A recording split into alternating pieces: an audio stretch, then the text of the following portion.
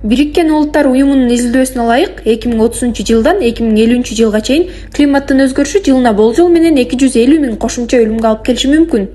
Көпчүлүк климаттын өзгөрүшү негизинен температуранын жогорулашы деп ойлошот. Чынында экосистемадагы ар бир өзгөрүү башка катмарга дагы таасирин тийгизет. Климаттын өзгөрүшүнүн кесепеттери температуранын көтөрүлүшүнөн тышкары катуу кургакчылык, суунун жетишсиздиги, өрт, деңиз деңгээлинин көтөрүлүшү, суу ташкындары, мөңгүлөрдүн эришине, бороондордун пайда болушуна жана биологиялык көптүрдүүлүктүн жоголушуна алып келет.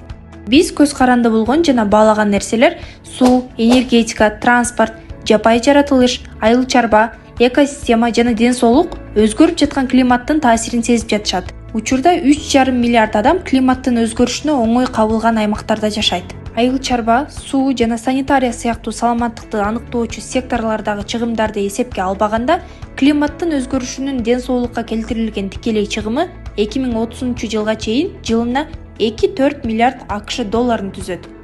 Климаттын өзгөрүшүнөн улам келип чыккан кургакчылык тамак аш өндүрүшүнө жана адамдын ден соолугуна зыян келтириши мүмкүн. Ал эми суу ташкындары илдетти жайылтып, экосистемаларга жана инфраструктурага зыян келтирет. Адамдын ден соолугуна байланыштуу көйгөйлөр өлүмдү көбөйтүп, тамак аштын жеткиликтүүлүгүнө таасирин тийгизип, өндүрүмдүүлүктү чектеши ыктымал. Климаттын өзгөрүшүнө каршы күрөшүү бийлик менен бизнестен олуттуу каржылык инвестицияны талап кылат. Бирок ага каршы күрөшпөй коюу андан дагы кымбат жоготууларга алып келет. Климаттын өзгөрүүсүн алдын алуу үчүн өнөр жайы өнүккөн өлкөлөр өнүгүп келе жаткан өлкөлөргө көмөк көрсөтүп, жашыл экономикага карай бет алыш үчүн жылына 100 миллиард доллар берүү боюнча милдеттенмелерин алган. Жер шарында адамдын саны өскөн сайын ресурстарга болгон муктаждык дагы өсөт. Мисалы, электроэнергияга, сууга, табигый ресурстарга, мунайга, газга болгон суроо талап жыл сайын өсүүдө. Мунун баары айлана чөйрөнүн булганышына жана таштандылардын көбөйүшүнө алып келет. Бул экономикалык өсүүнүн эски модели болуп саналат.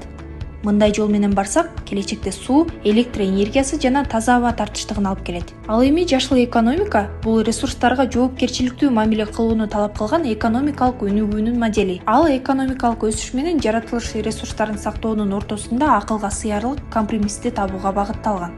Жашыл экономиканын өзөгүн айлана чөйрөгө зыян келтирбеген таза жана жашыл технологиялар түзөт. Ал эми экономика жана коммерция министрлиги Кыргызстан узак убакыт бою жаратылыш ресурстарын интенсивдүү жана сарамжалсыз пайдалануунун эсебинен экономикалык жактан өсүп келгенин моюндайт.